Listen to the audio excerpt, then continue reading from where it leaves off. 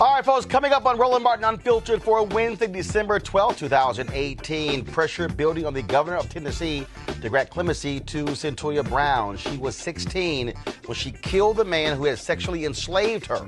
She's currently serving time in prison, and she must serve 51 years in prison before being eligible for parole. People are saying it's time for her to be let go. Alabama, a stunning story. A 9-year-old African-American girl kills herself because she was being bullied for having a white friend. Bullying and suicide, folks. A major story. We'll talk with psychologist Dr. Jeff Gardier. Also, Jasmine Hetley, the woman who we saw down on the ground with police pulling her baby from her arms just because she was sitting on the floor, is out of jail. We will hear her first words when she got out. Also, Donald Trump's fixer and lawyer, Michael Cohen. Oh, you're going to have issues being in prison. Yeah, 3 years he's going to prison. And he made it pretty damn clear he paid off 2 women in the direction of Donald Trump to influence the election. Even the National Enquirer, they admitted, plus a judge agreed. Donald, you've got issues. A black man has been in prison for 39 years for a rape he did not commit. At his trial, the judge was white, the prosecutor was white, his defense attorney was white, and all the jurors were white. His lawyer is here saying, that was not a jury of his peers. Also, we got a brand new crazy white woman harassing her sister for just doing her job. Please, I don't understand. What are y'all doing? Now we have Patrol Paula. It's time to bring the funk on Roland Martin Unfiltered. Let's go. He's got it. Whatever the biz, he's on it. Whatever it is, he's got the scoop, the fact, the find. And when it breaks, he's right on time and it's rolling. Best believe he's knowing. Putting it down from sports to news to politics. With entertainment just for kicks, he's rolling. It's on go, y'all. It's Roland Martin, yeah.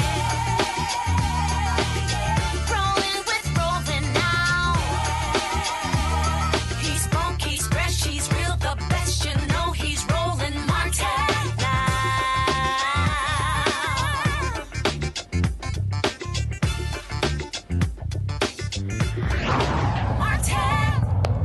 All right, folks, pressure is building on the governor of Tennessee, Bill Haslam, to grant clemency to Cyntoia Brown.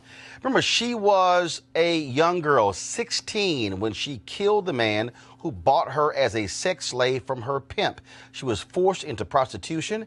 Folks, of course, last week the Tennessee Supreme Court said she must serve at least 51 years in prison before the possibility of parole. Now, a documentary was done on her. You can see it on Netflix as well. People have been talking about her case for quite some time. Many activists, people like Rihanna and others, a group of Black Lives Matter protesters demanding clemency while the governor was speaking at an event in Nashville last night. Take a look.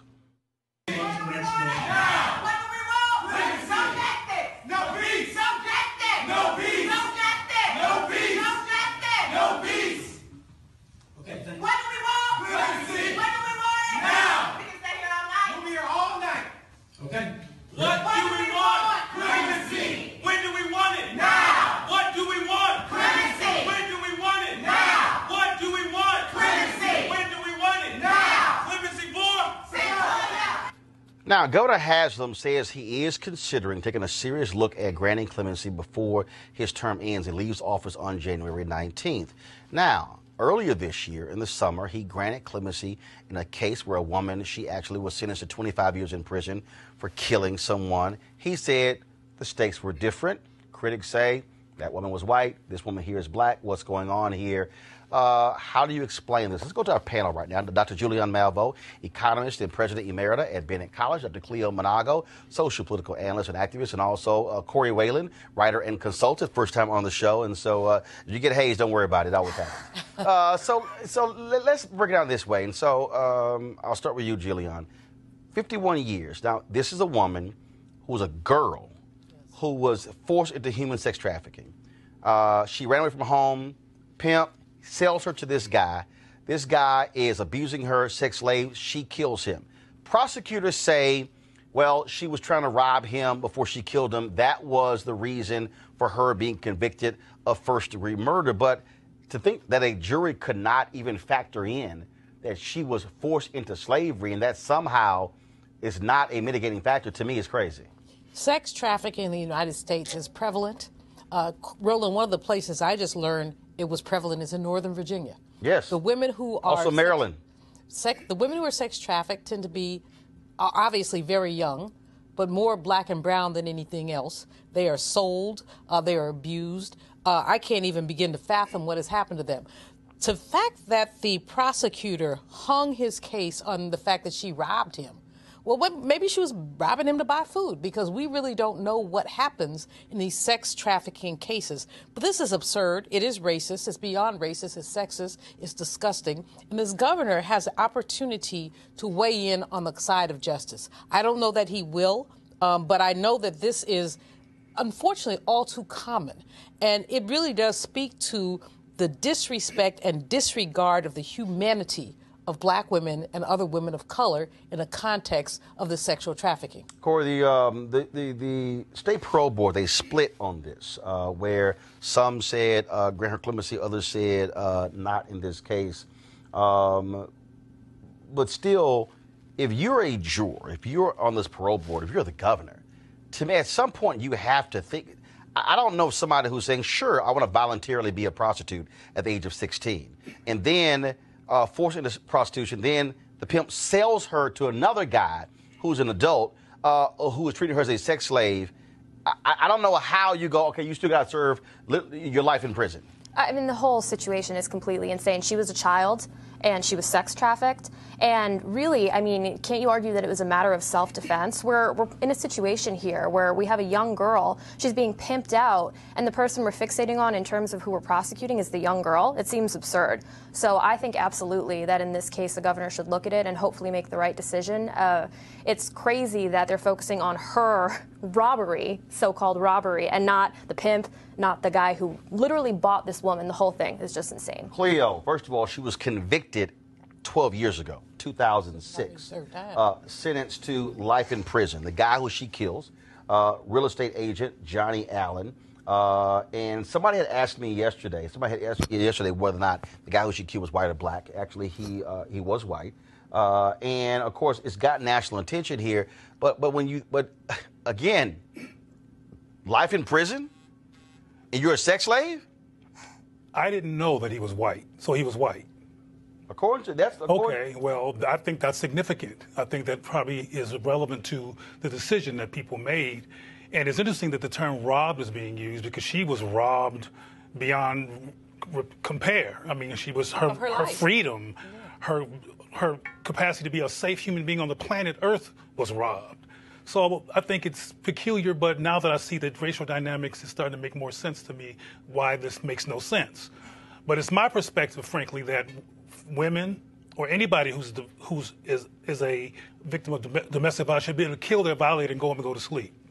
I don't think they should do any time when they're in the throes of a person who is terrorizing them and destroying the quality of their life and their safety and their freedom. So that's my perspective. Obviously, I wasn't on the juror, but it'd be interesting to find out the gender dynamics of this jury as well. But yeah, being that she killed a white man, which is, in Tennessee, is contraband in this country, that's likely connected to why she got sentenced. Julian, the piece of this role that's important is that had they upheld the life imprisonment sentence, she would have had the opportunity to appeal. Because they reduced it from life imprisonment to 51 years, she does not now have the right to appeal, so her only recourse is the governor's clemency. So that's worth noting, is that this parole board has been very Machiavellian in their attempt to ensure that she serves a significant sentence. Corey, actually, so this is a Newsweek story. So prosecutors say Brown killed Johnny Allen, 43, in order to steal from him. She took several firearms and his pants, which contained his wallet. They also pointed to her past drug use and criminal juvenile record in an attempt to show a pattern in her life. She was a sex slave. What do you mean a pattern in her life? Like, this man bought her. Even just hearing the way that is contextualized is just so wrong. It makes it look like she just went into this guy's house and stole from him and took his weapons, and she has a history of drug use. She also has a history of being sex trafficked. I mean, come on, it's just enraging, honestly. And so again, so Haslam, again, he leaves office on January 19th. That's when he will have to make that decision. And so the question is whether or not he will leave it up to a new governor to pick up this case. Now let's go to Alabama, where there's a tragic story. 9-year-old Mackenzie Adams, of course, committed suicide in early December. Folks, her mom and grandmother said she was bullied at school because she had a white friend and because a white family drove her to school. The family says they told the school about the bullying. The school says there's no record of that. In any event, this 9-year-old girl is dead. Centers for Disease Control and Prevention said that bullying and suicide are indeed linked. Joining us right now is psychologist Dr. Jeff Gardier. Jeff, this is, just unbelievable. And one of the things I'm still trying to find out is, and the reason I'm asking this, because also what's the racial dynamic? Was she being ridiculed by black students, by white students? What's the deal here? Because what were those dynamics? But what do you say to a parent and a child comes home and is saying these things, and what do you say you do? All of a sudden, parents find her hanging in a room. Yeah, I'm sure her parents were absolutely shocked that something like this could happen, because we hear of stories where kids are bullied all the time, but we don't make the connection or even the correlation that it could lead to suicidal behaviors. But we do know that if there is something else going on, a lack of family support, perhaps some developmental issues, perhaps some issues with depression, then that could put a child more at risk. And I talked about this morning on another network, that the important thing is that we need to pay attention to these cases and this very tragic case and come to the realization that this can happen to a very young child. And Roland, a study just released said that black children between the ages of 5 to 12 years old are actually having higher suicide rates than white children. And this is the first time in a very long time that we've seen that kind of statistic. So this is happening in our community, and we must pay attention to it, and we must address it, because it doesn't fix itself. So here's one of the things that I've often heard, that folks my age, I turned 50 in November 14th. And I've heard folks say, look, when we went to school, we got bullied. We had kids who made fun of us. We had kids who criticized us, who attacked us for how we look and how we dressed, and you didn't have kids killing themselves. What is going on here? What is the difference? Is that we're living in now a social media driven climate? What makes this period different from previous periods where kids were bullied or were picked on at school? We used to theorize about this, Roland, but now we know the reality. It's exactly what you said. We are living in a social media type of environment where so many of our children are online. They live online, and therefore it's easier for them to become socially isolated, to not talk to their parents as to what's going on. We tend to not even speak to our children because we don't understand what it is that they are doing, what their culture is about, the fact that they seem very grown up and that they can, in many ways, maneuver through social media. And as older persons, we're just not able to do that. But it is the fact that social media, even though it opens the world for them and they have all of these so-called friends on social media, the fact is it allows them to become very, very isolated and to become even further bullied by that social media. So I'm reading a story. So the Tuscaloosa News talked to her aunt Mackenzie Nicole. Edwina Harris, and this is what she said. She said, "Henry, go to my iPad." The fourth grade student had been bullied by other students at the U.S. Jones Elementary School in Demopolis, Alabama, for the entire school year. Quote, she was being bullied the entire school year with words such as, kill yourself, you think you're white because you ride with that white boy, you ugly black bitch, just die. Then she says that Mackenzie's mother said that her daughter had notified her teachers and her assistant principal about the bullying. And then she said that the bullying began again shortly after her daughter transferred to the school, and she had reportedly also been bullied at her previous school. Now, the school is saying they have no record of that. Now, what I'm trying to also find out is, I'm trying to understand what this reporting is. If you're the parents or the aunt or whatever, what visits did they document going to the school, going to the principal? Because look, I know how I grew up. My teachers and principals knew who my parents were very well because they never left anything up to me. Though my parents were at the school and they knew Reginald and Imelda Martin. Right. So, Roland, I think part of what's going on is, and one of the things that we do try to work with parents are to be partners with the schools, with the teachers, with the counselors, and too often we're seeing that's not happening. The reality is, and you know this, and you've talked about this throughout your career, that there is a socioeconomic factor. Ms. Malveaux has talked about this in many ways, that it is much, much tougher for people of color out there financially, so they're working 2 and 3 jobs, and then it takes away their power or their presence to actually be in the lives of their children. So there is, something does happen. There is that collateral damage. And that's why it's so important, as you're saying, that we know who the teachers are. We know who the counselors are. I also suspect one other thing that may have been going on. Once a child becomes bullied and they become a target, now they become bullied and a target to so many other children. They now are given a role where everyone doesn't need to look at their own stuff. Everyone doesn't have to deal with their own issues of self-esteem. They can pick on that one popular target and say those horrible things that we heard were said to her. And what's really shameful is some of those things may have been said not by just white children, but also by black children. And we know we have these issues with regard to color and caste and class and self-hatred, and something that we need to work on. Dr. Jeffrey Gardner, we certainly appreciate it, man. Thank you so very much. Always a pleasure. Thank you. I want to go to our panel now and to get your thoughts and also why that is happening. Henry, I'm on the Tuscaloosa News website, so I'm going to be actually hitting the button here and showing you some other photos of Mackenzie Nicole Adams, a 9-year-old girl who actually wanted to grow up to be a scientist.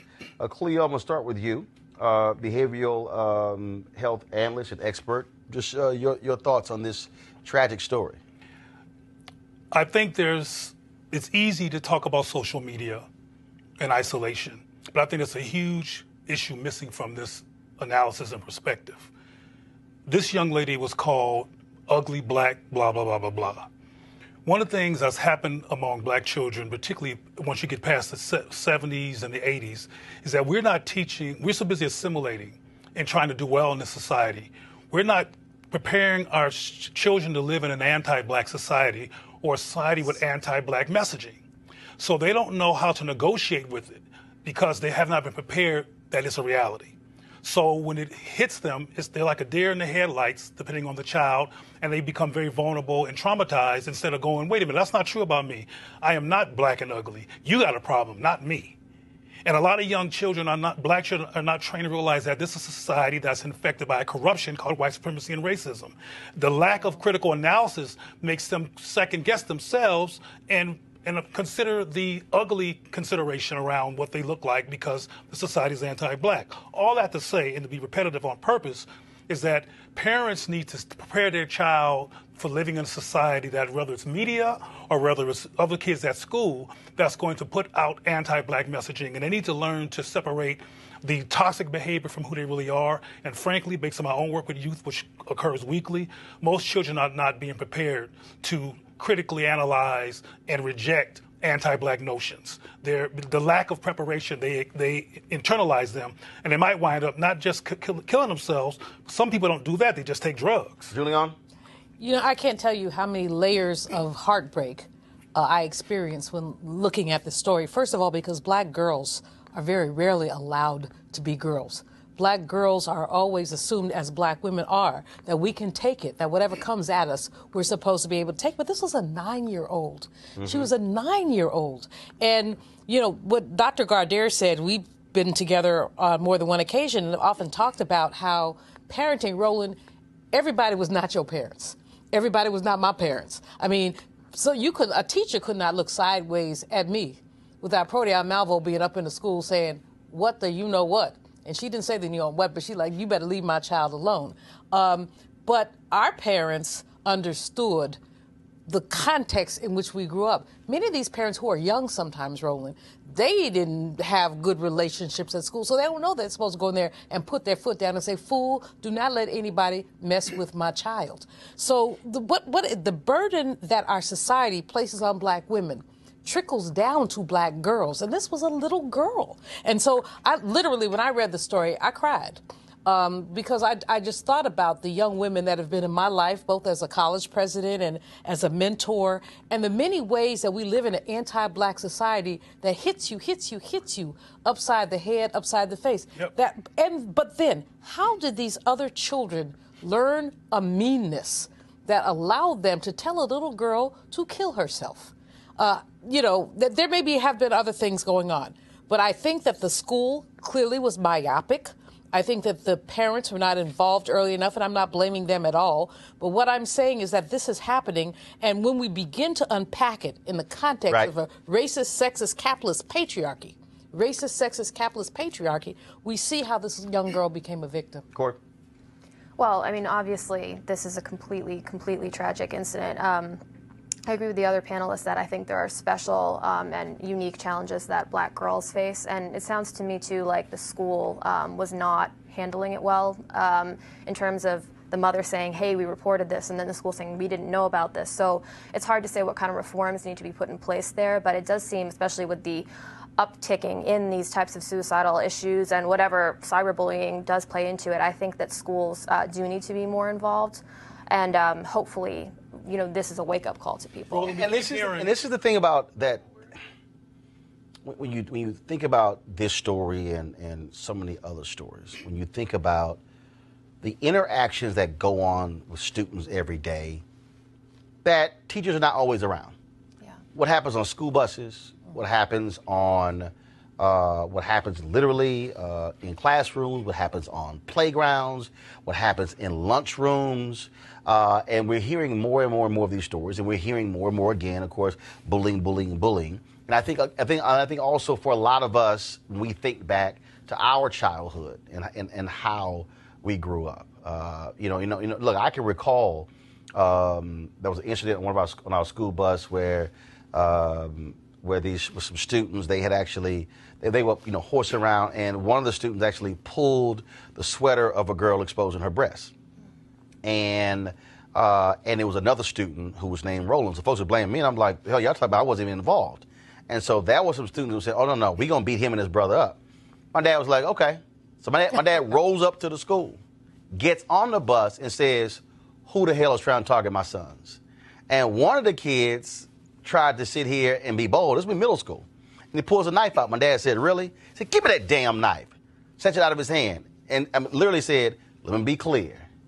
Anybody touch one of my sons, you're gonna have to deal with me. That was an involved parent. Right. But the thing, my dad had no problem, putting fear in other kids. But that was an involved parent, and what you see so much less now, for so many reasons, are parents who are not involved. Look, when I was at Dr. Phil's show. You remember the story of the brother in Florida, where they were pulling his daughter's hair and they were pelting her with stuff, and the dad got on the school bus and said, mess with my daughter again, I'm going to kill one of y'all. And they targeted him, and he said, look, my daughter had been picked on, had been bullied, had been berated. He said, and I had to come to the defense of my daughter. And he was in trouble, and I was on the show with him, and I said, I'm sorry, y'all, I'm with the daddy. That man said, my job is to protect my daughter. Cleo, you want to make a point? Go ahead. We keep referencing that the school didn't do anything. I want to go back to the fact that if black parents are actively involved in their children's lives, which apparently happened with you, and apparently happened with you, you have role modeling of how to critically evaluate the situation and know the difference between you and their madness. If the child does not know they were involved. If the child does not know the difference between dysfunction, madness, and corruption and who they are, they fall for the corruption. So I want to reiterate the fact that schools are supposed to be there to do what they do, but this has to start at home. Parents need to. I'm sorry. I got to reiterate this. I'm trying to. Go ahead. For example, after I do a lot of speaking engagements as well, and I remember speaking to some parents after Dylan Roof did the murder, and I asked those parents. Emmanuel AME in Charleston. Yes. Right, and I asked this room full of parents in, well, I forgot what city it was in, but I asked them, did you talk to your children? First of all, I said, are your children aware of the Dylan Roof massacre? And there were children in the audience, and they were shaking their head like this, and the parents saying yes. I said, did you actually take your child to the side and give them opportunity to tell you how they felt, to actually express how that impacted them, so they can actually have a way to negotiate it instead of internalizing the implication that something's wrong with being black because Dylan murdered these people. And majority of these parents, it was 300 of them, had not engaged their children about these issues. Mm-hmm. So they're walking around confused. There are children I've run into who think that to even say something that's racist is racist. You know, so we got to give our children the capacity to critically analyze these situations, and 9 is not too young. Got it. I want to genderize this just a little bit, because when things happen to black boys, they act out. Their tendency is to act out, and then they're demonized for acting out. But when things happen to black girls, they internalize. It's a very different coping strategy. But boys do too. There's been a number of boys who have committed suicide. There's been a number of boys who have killed themselves. But by and large, when you see stress with black boys, you're more likely to see the acting out behavior, which then becomes criminalized. With black girls, what you see is the overeating. You see a whole bunch of stereotypical behavior. They're taking it in. And that's what this girl did. People saying, kill yourself, and she was taking it in. So we do, while I agree with you completely, Cleo, about the fact that both internalize, it manifests itself very differently. And we have to look at that different manifestation in terms of the ways, because black women, there's a connection, Roland, between the first story we had and this one, which is the demonization of black women, the marginalization of black women, the inability to deal with the way that society denigrates black women. Well, let's also deal with the race aspect. This was a black girl who had a white friend, and she was being attacked because of that friendship. Corey, then we'll go to the panel. Yeah, obviously that is a very, very tragic situation in terms of being demonized for that. And I think there are probably people who are black and people who are white who are guilty of making assertions like that, as you were saying at the beginning of the show. And so that's really sad, and I think it also alienates people who might come from a more mixed race background too. And that's something, like both panelists have said, begins at home in terms of that level of education. And if the children who are bullying are acting like that, they need to be educated as to why that's not appropriate. So we don't know the racial makeup of this school. Yeah. We don't know if these were black students who were attacking her because she had a white friend, if it was white students attacking her because she had a white friend. She was friends with this boy, and she would ride with her family to school. Go ahead. She may have, now, I don't know this, I'm not betting on this, this is a deduction and a projection. She may have had a white friend because of her anti-black perspective. She may have value. Here's now, you're speculating. I just said it. Right, but here's the piece. Speculating. Here's the piece. It happens. But the one thing is, I don't speculate. I like to operate with a set of facts as we know it and speak to that. But we can't know. But we do know this. We know that a 9-year-old girl was bullied and committed suicide. It was called Black and Ugly. But by whom? And was so wounded by other students. She was so but we don't know if these are white students or black students. No, but here's the deal, though. She was so wounded by it being called Black and Ugly, she killed herself. And hold on, one second. There might be other factors that weren't reported. But you know what? But hold on, one second. The reason I think this is important because we don't know who said it, Actually, it doesn't matter. I do believe that what has to happen is, to Cleo's point, is that parents do have to arm their children properly, whether their critics are black or white. I agree with you. Yeah. Indulge me for just a moment, Roland. There is a poem by Warren Cooney. It goes, "She does not know her beauty. She thinks her brown body has no glory. If she could dance naked under palm trees and see her image in the river, she would know.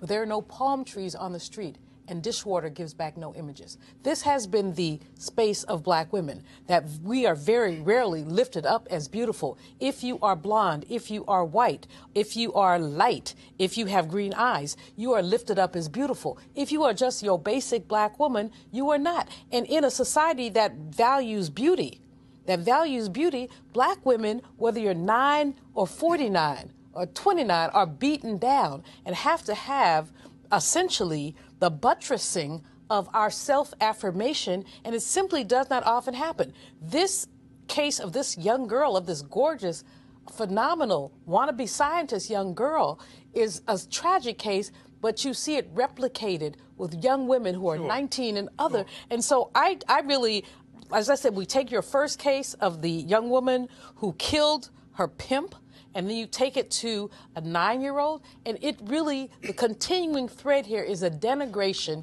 devaluation, and fear of black women and our strength, because there would be no America were it not for black women. Roland, I want to reiterate that whether the people that victimized this young girl were black or white, the insults were anti-black.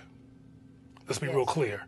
And people agreed that there was an anti-black reason to criticize her, because we live in an anti-black society, and black people internalize those anti-black implications, which is why black parents need to sit down with their children and teach them that this phenomenon is in the landscape, and maybe I'm going to teach you how to recognize this and understand this so you can recognize who you are and deflect this madness, because, baby, it's madness. And the final thing I want to say, I have to say this because I know this is the work I do on a daily basis.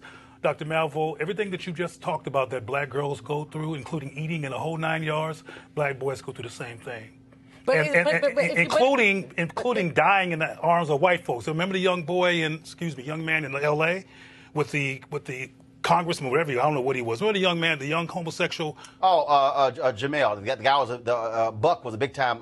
Ed Buck was a big time Democratic fundraiser. Right, and a young boy died, and basically, seriously, it was kind of like sex trafficking in and of itself. In his house, that was drug paraphernalia that's all around. It's not a pity part. I'm not going to compare our pain. What I'm including, not comparing. No, but I'm saying that we have to look at the genderized aspect of this. Yes, black people are under attack in our society, but when you look at the ways that intersectionality, where race and gender play, you must look at the difference between what happened with this black girl and talk about the way that not just race, but also gender becomes an oppressor. And male is a gender too.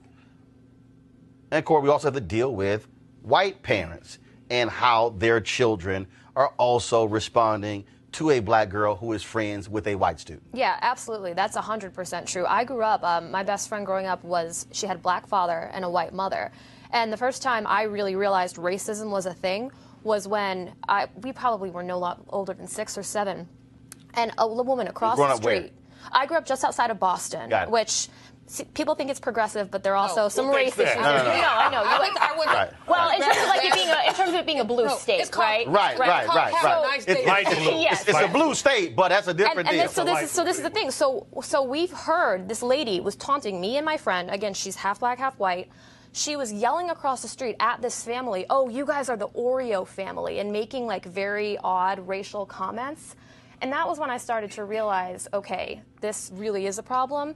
And if there are white people who are hearing this and don't speak up about it, don't also talk with other people of different races about this and understand that this is happening. And this is something that troubles me. I'm kind of the token right of center person here today. And I will say one thing I have really trouble with some of my fellow conservatives is they say, "Oh, I'm colorblind, race doesn't matter." That's easy for you to say. So I think white people need to be talking about that more. I'm going to keep talking to white conservatives about Corey, that. I have one word for you. Yeah. Louise Day Hicks. Do you know who that? You're a little young, but Louise Day Hicks was a white woman who was on the Boston School Board who said she would lay down on the street before she allowed black children to go to white schools in South Boston. Yeah, my girl said right. she would lay down on the street and let the school buses run over. I'm like, right, Please, go for All right, it. gun ninja. Go for it. All right, y'all. Speaking in terms of the impact on also another black woman, here's an update on that appalling video we saw on Monday of the woman having her baby ripped out of her arms in Brooklyn, New York. Police were called after she found herself in a food stamp office. There were no seats. So she was there for 4 hours. She decided to sit on the floor. The security guards called the police, and then this happened.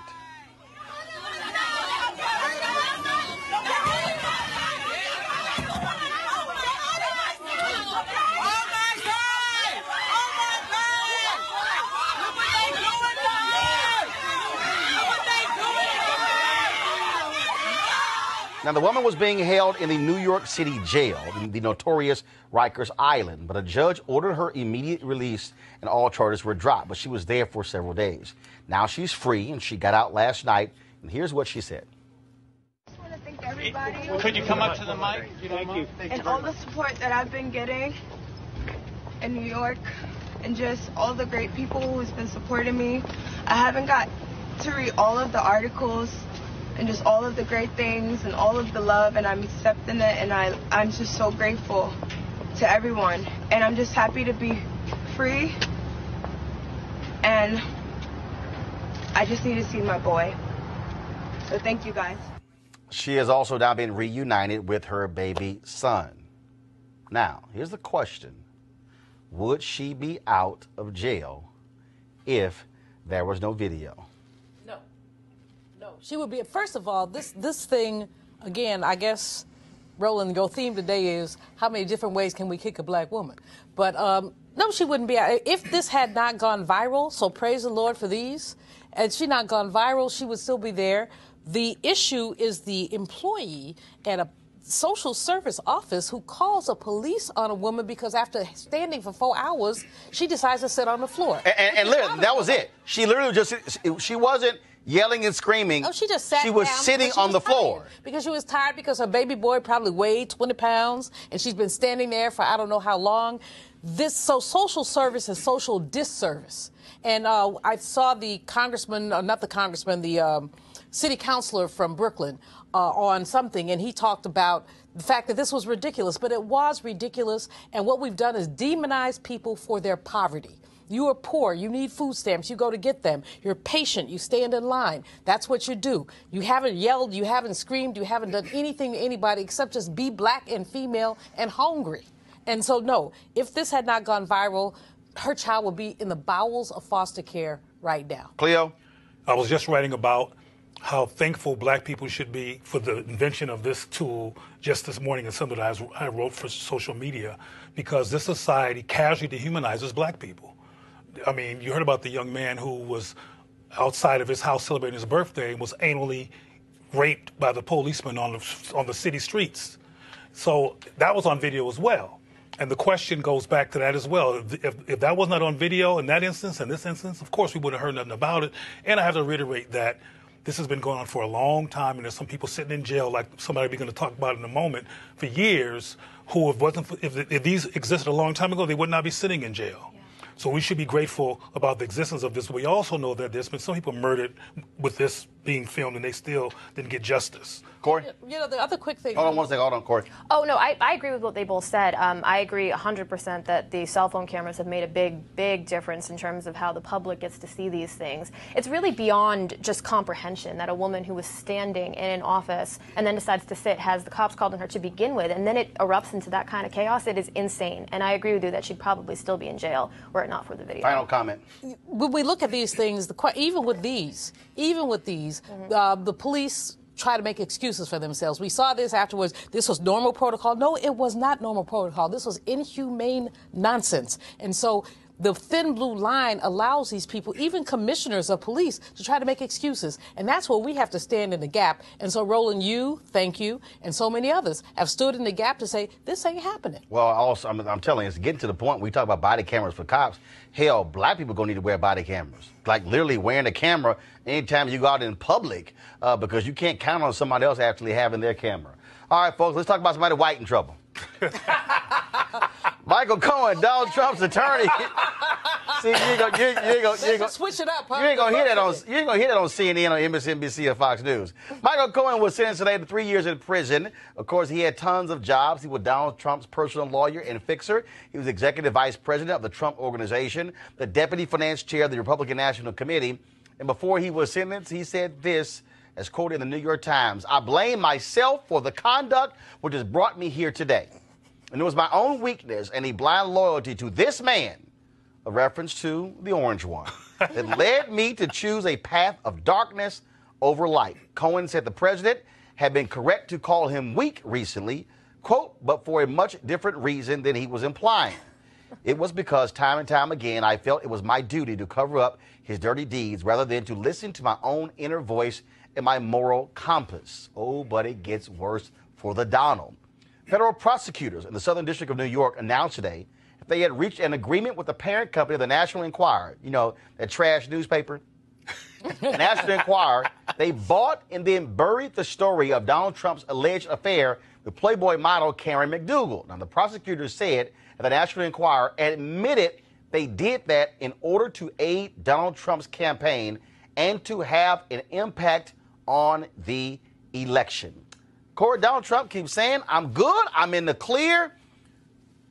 It ain't a good thing for your attorney to be convicted, to go to prison, who is still cooperating. For the National Enquirer to admit they were colluding with the campaign to bury this story and to pay off the actual, so the Enquirer paid the money, but then they would reimburse, I guess, whatever from Trump and his people. Yeah. Ain't a good day for the MAGA fans. No, it is not. Donald Trump, he keeps moving the goalposts on this and other issues. One day he'll say, "I did nothing wrong." The next day, he or Rudy Giuliani will say, "Well, it doesn't matter if he did anything wrong." It's just a mess. I was telling the co-panelists here when we were sitting in the green room before, I'm a former Republican, and all this just nonsense. Recovery? In recovery, that's one way of putting it. I'm in rehab. I mean, what program? I need a 12-step program because this gets more insane and more insane by the day. And I wish that, and there have been polls that show that Republicans still support Trump. Again, a lot of people like me have left the Republican Party, so keep that in mind when you see those polls. But people need to stop hitching their star to this guy's wagon. He's never even been a conservative or a Republican, and everyone is just selling out to him. All these cowards on Capitol Hill, the media asks them, "Hey, what do you think about this and that?" And all the Republicans scurry away while in private goes, "I don't care." Hold on, I can tell you, as the former communications director for a Republican member of Congress, I can tell you what these guys say in private and what they say to press are two totally different things, and it's all going to come crashing down for them at some point, and I feel like we're getting there. To have Giuliani, again, you see Trump, and like today, he basically didn't come to work until about 3 o'clock. Sat in the residence, watched television the whole time. And he's tweeting, and he's sitting here blasting this guy. And bottom line is, this is a dude who literally, I mean, we now have clear and undeniable evidence of the National Enquirer admitting, yes, we did this to impact the election, to hide this story, to pay her off, to bury the story, and we did it in collusion with the Donald Trump campaign. Family values. And now you have Michael Cohen, who was setting up meetings with the Russians, who has given that evidence to Mueller. And it's just, and that's what I kept telling everybody. Y'all, Watergate took 900 days. Okay, it was 900 days from the beginning of the break-in to Richard Nixon resigning. I kept telling everybody, I'm like, so stop acting that Mueller was going to get this thing done in 3 months. This thing has been a slow build, and he's just been chipping away and chipping away. It's like mobsters. When you get the two people mobsters never want captured, their attorney and their accountant. When you get the attorney and the accountant, your ass is in trouble. Well, no, the three-legged stool is also the wife. So, maybe somebody needs to light a fire into Melania. Just saying. But in any case, the fact, Roland, as we know, the walls are crumbling down, the walls are falling down. And Corey, I'm happy to hear your point because this is what these people have brokered to get the courts. They have brokered their integrity to get the courts. And that's really what it is. There are Republicans. I know Republicans. I mean, not many. Not just the courts. My house. That is the courts. No. You got to go beyond that. It's the courts. They wanted the tax cut. Mm-hmm. And this is about power. This But the court- I think the courts is are not the about. big gift. I would say the courts are the main No. thing. The courts is a huge piece of That's it. the main But remember, the evangelicals are all about. Remember, the Republican Party is separating into like three distinct categories. You got the evangelical folks, is all about the courts. You got the fiscal people, is all about tax policy. It's all about the But courts for tax everyone. It's all about the courts for See, everyone. I tax can promise you that. policy can be changed. All those tax cuts, that can be changed. Right. The Democrats now have the House, which means they have the revenue you. arm.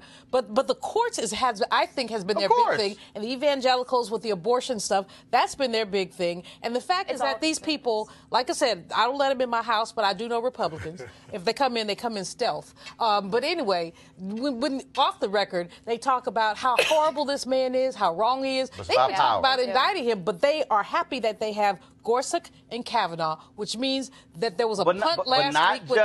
But not just those two.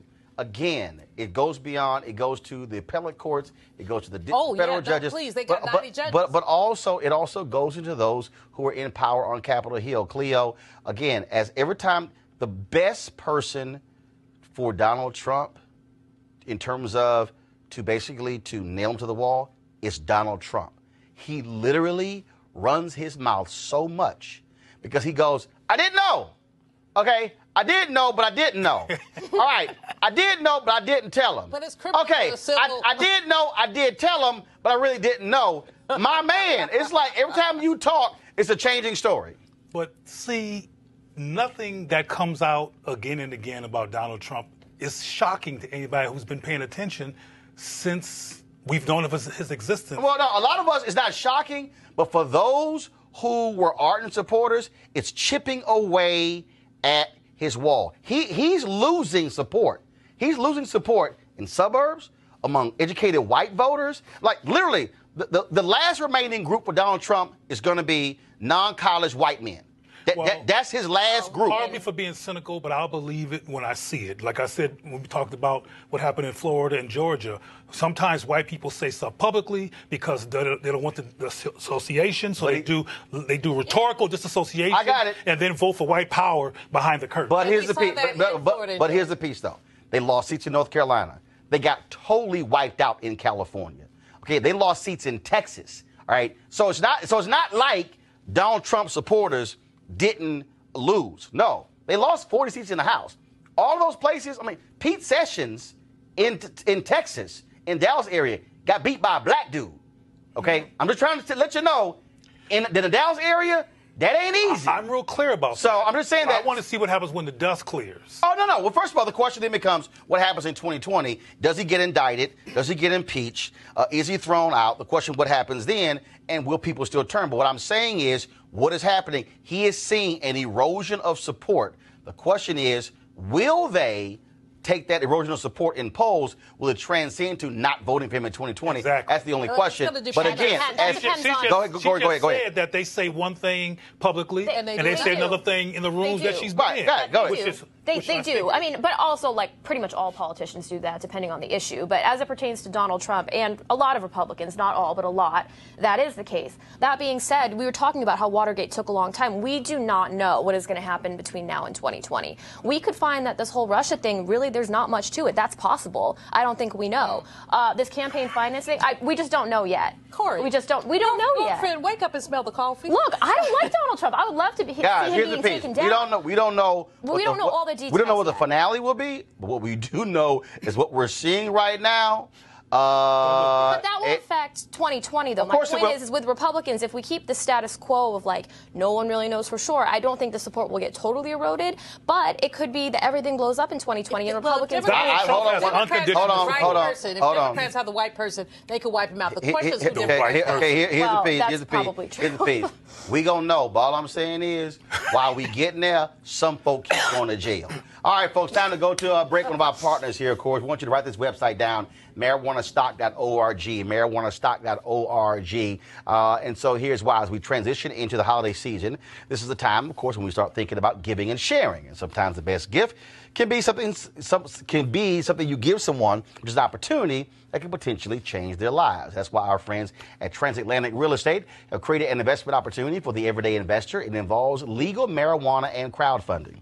Now, we all know that legal marijuana has created one of the fastest growing industries in the nation, a multi-billion-dollar industry. We also know that crowdfunding makes it easier to be an early investor of an opportunity, but it gets easier. Transatlantic real estate is different. They have a business model that is simple to understand. What they're going to do is they buy land that supports marijuana grow operations and lease it to licensed high-paying tenants. Now, what that means is you're investing in the landlord of a licensed marijuana farm in a high-growth market. Now, you can invest little as $300 up to $10,000 before the company goes public.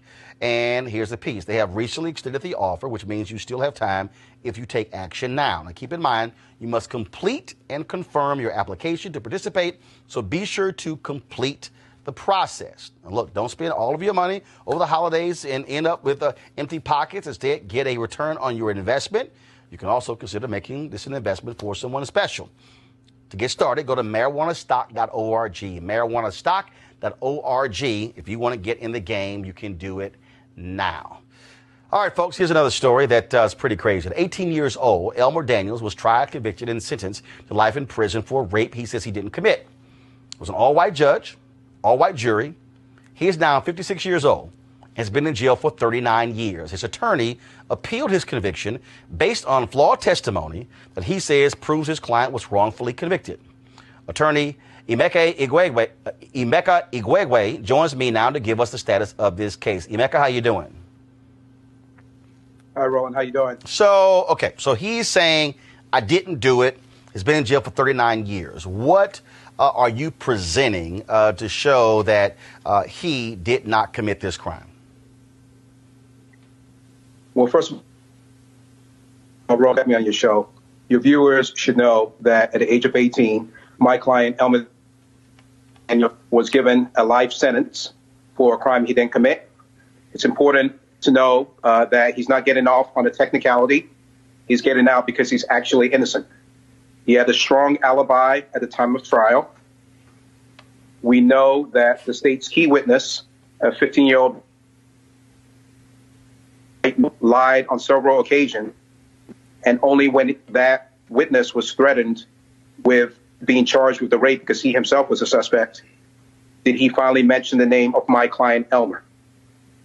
We obtained transcripts of our client that show that he was not in the same math class as the state's key witness, contrary to what he told the police. He said he knew that was the rape because they were in the same 8th grade math class together.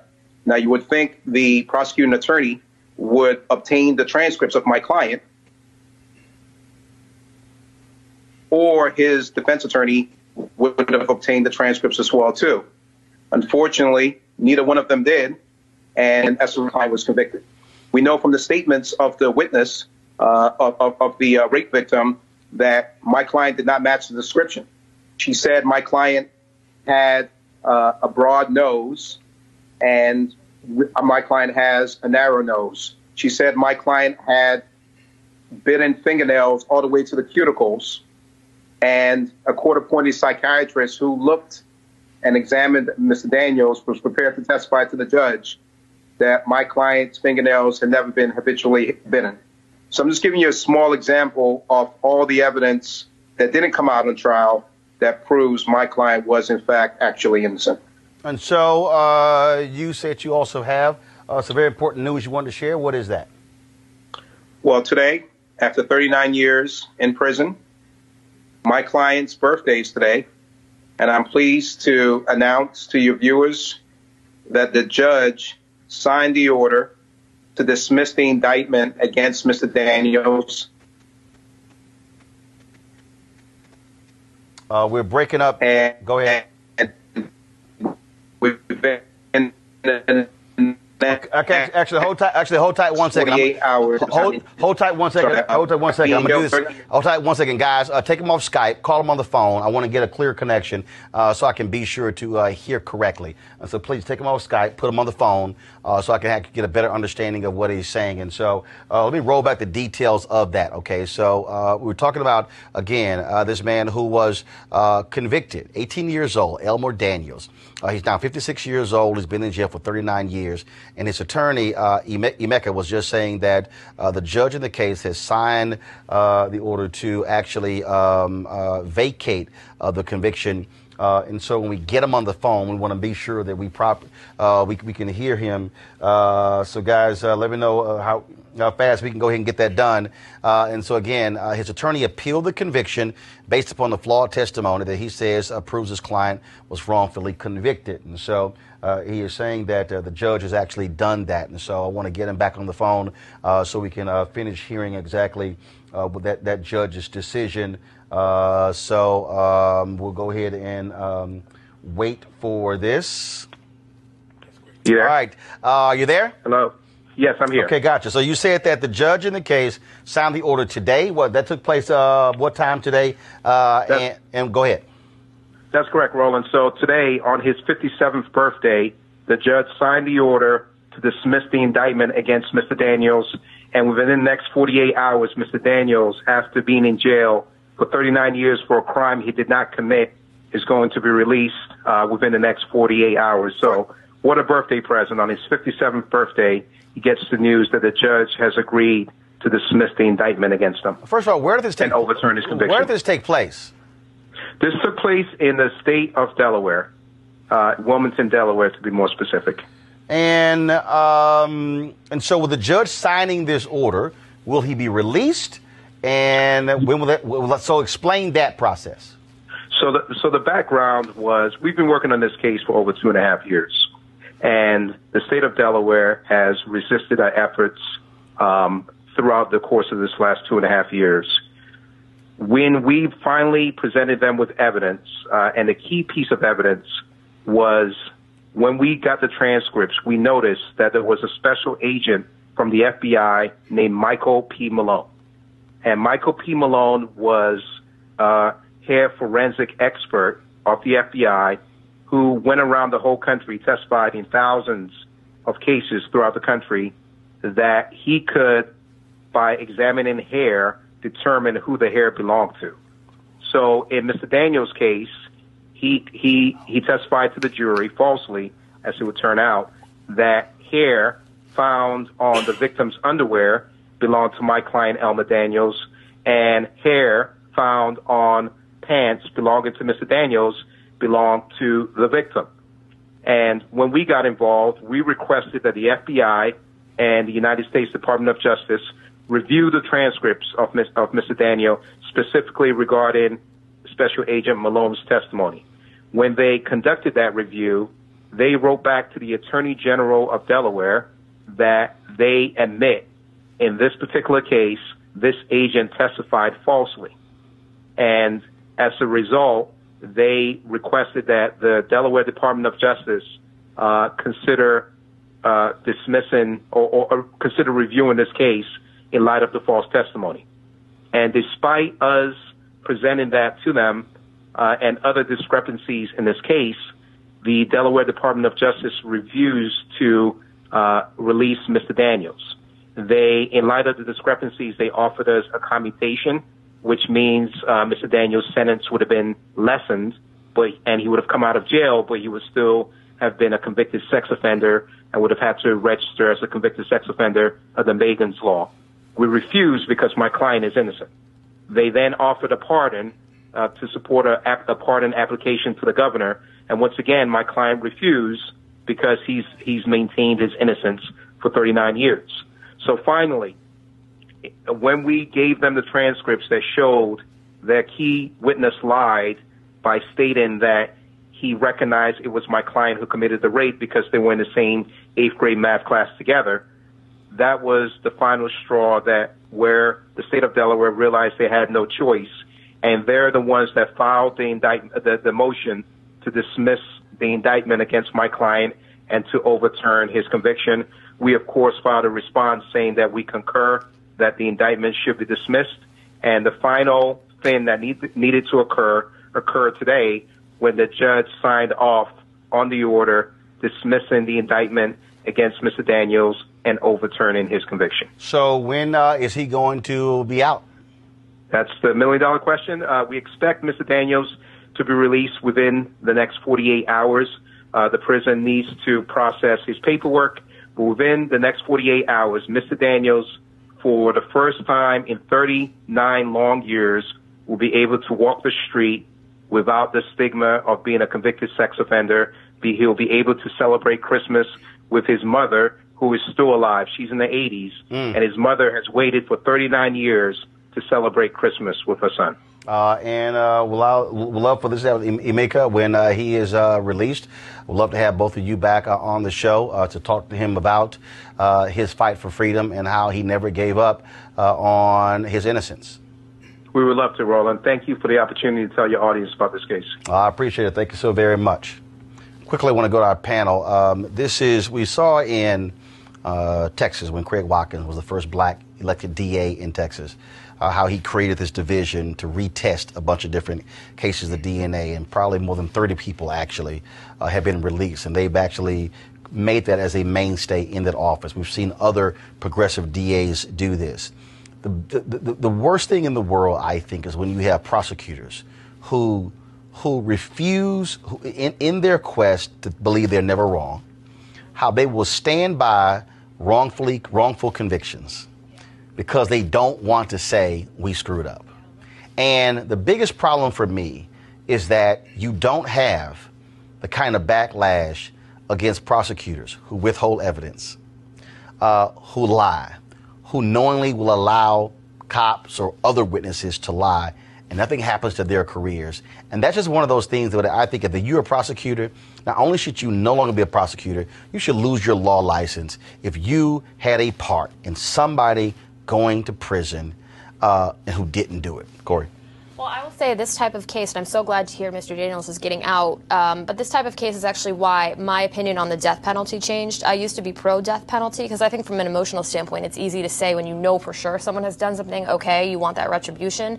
However, this is so common. You mentioned the situation in Texas where they retest, and I think that should be implemented. And many of them were on death row. Yeah, exactly. That's my point, is that as someone who is generally skeptical of government power, and especially as it pertains to marginalized communities, people who can't afford a good lawyer, people who, quite frankly, are in a system where the public defenders might be more, in line with the prosecutors. You see this all the time with inadequate, representation for people. So I would say we need to keep doing more of this as a society. I think it's very important for these cases to be publicized and brought to light so people understand how critical it is to look at all the evidence anew and for people to look at these cases from 39 years ago. It's crazy. So I say no death penalty, and let's look at these cases. I agree, and I support the testing that you raised, Roland. I'm sure you're familiar with Barry Scheck's Innocence Project. Yep. And how that project, through DNA, has released lots of people, particularly black men, in droves who have been found to be not even at the scene. There's no forensic evidence. And because they were black, they were easy to convict. One of the things that's easier than melting water or ice in sun is convicting somebody black of a crime.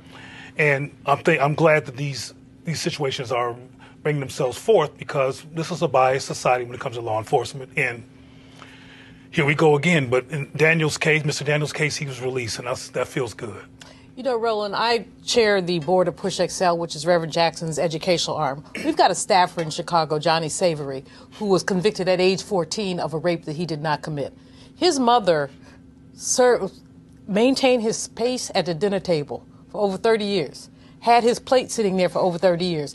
And so I'm relating to this case, thinking about how important the family support is, how important that family faith is. I mean, Johnny didn't do it. They finally figured out that he didn't do it, and he was let out. But this man was in jail for more than 30 years for something he did not do, that he was convicted 39 years at age 14. So this man is the same kind of thing. Right. And so props to his mom and props to his community, because we know that without that community support, these brothers and sisters, we have sisters who are wrongfully convicted as well, they lose faith. And losing faith causes them to do a certain kind of acting out inside the system. But also, he could have gotten the sentence reduced. But he said, I did not do this. Precisely. He was willing to stay in prison. He refused to admit to something that he did not do. And I think big. that's very pivotal and very critical. And what we know is that this just keeps happening to black people. And you're right. They should lose their licenses. I mean, they should be put up under jail. You got somebody who's been in jail for 39 years because of your BS? Look at the Central Park 5.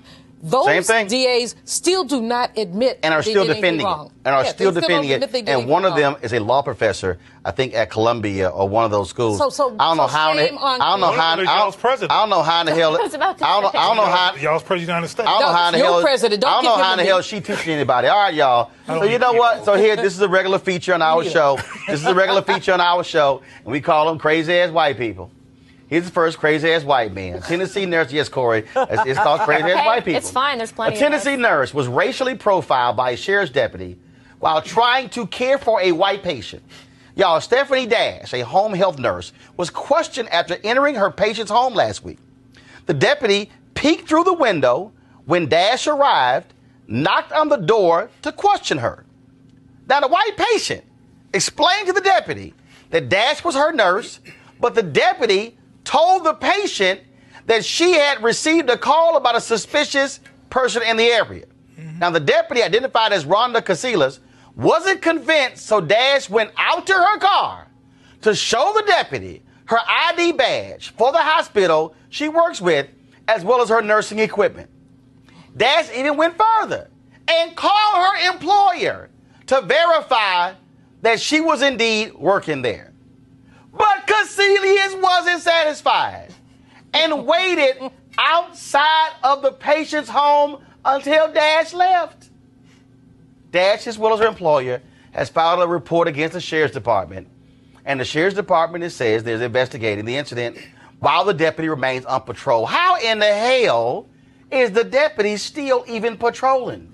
What she should be patrolling is the jail cell that she walks around. That's what she needs to be patrolling. I mean, but again. But you asked her a question. Crazy Why is she white still women. patrolling? Because she has system support. White supremacy system support. That's crazy. Innocent until proven innocent. The patient's like, yo, that's my nurse. And I need my I got an ID. What more do you need? But nobody's listening. What more do you need? You're black and you're I don't know what more do you need. No, it's all this. It's like, oh no, you black? No, they ain't you. They ain't you. All right, y'all. Crazy white woman. Y'all remember Pool Patrol Paula, a South Carolina woman who hit a black teenager and then kicked him out of a pool in June? Just in case y'all forgot, press play. Get out! Get out! Get out now! There's 3 numbers I could dial. 911. Okay? Yeah, right. Get out. Little punks. Where y'all, Pool Patrol Paula, better known as Stephanie Strimple, pled guilty Monday to assault and battery for hitting the teenager. She now must pay a $1,000 fine. Of course, you wasn't too happy that video was playing. Good Lord. Why do people act like that? Is that a rhetorical question? I mean, I know. You're the whiteologist on the panel. I know. Is that a rhetorical question? It's a rhetorical question. It's me expressing my frustration at the fact that people do act like that. So all she gets is a $1,000 fine? Like she don't get 30 days in jail? Right, She gets for no hitting can him. of whip, you know what? Yeah. She can't spend like 20 minutes with me? Okay. 20 minutes. 20 minutes? Is that enough time? All right, y'all. But this is another case where it wasn't for video, y'all. Same thing. If it wasn't for this, she would have got away with it, and we had an assaulted child who might have considered suicide because when white people hit you, it's like God hit you because they're better than everybody. Or the child would have been incarcerated or something would have happened to the child. Same. 20 minutes, Corey. Just 20 All right, y'all. Okay, I'm actually over time, but I'm going to go ahead and play this here so you know.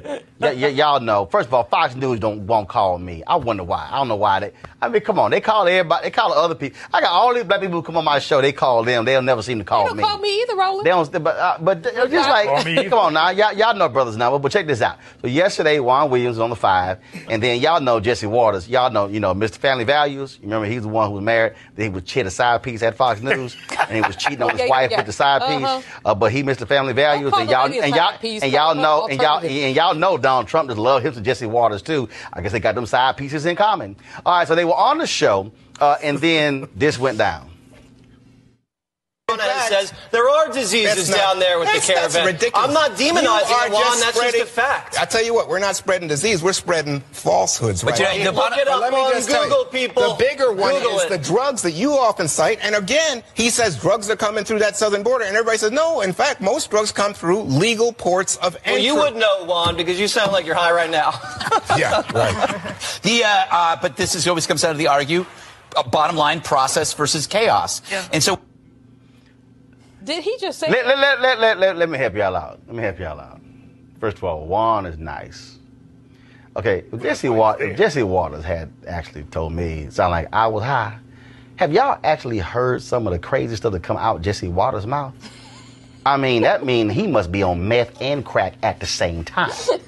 All right, this is the same guy who wants to sit here and bust the joints and sit here and, roll up on people, with the camera and the microphone. See, Juan, you just can't just drop your head. Look, I understand, I understand you on it. I know you on there. You're the only brother on the show. And wants to keep his game. But I'm letting you know right now, sometime you got to put Jesse in check. And see, what should have happened right there was, Jesse, let's see what's in your briefcase. Because, see, some of the stuff you say on this show is absolutely crazy and outlandish. But this is all I want. But let me go ahead and give y'all my Christmas list.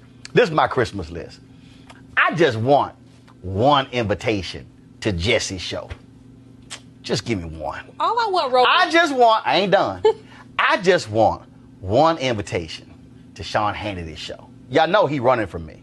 Y'all know he's scared. Matter of fact, I've met him a couple times and he's scared. He won't invite me to his radio show. Perfect. He blocked me on Twitter. I guess he can't handle that funk. Okay, Laura Ingraham. Y'all saw she had Ann Coulter on last night, and she made this crazy comment about the blacks and black ladies and black church ladies and queer folks at the church. Yeah, she just lost her mind. She just truly lost her mind. Laura Ingraham, why won't you call her brother? And Tucker Carlson. You keep having these conversations about white men and demographic changes in America. But you keep you invite Wendell Sefo, you got Monique Presley on the show, you got A. Scott Bolden on the show, you got all them. Tucker, go ahead and call a brother. That's all I'm saying. Call this brother. See, this is a different brother. See, I'm different.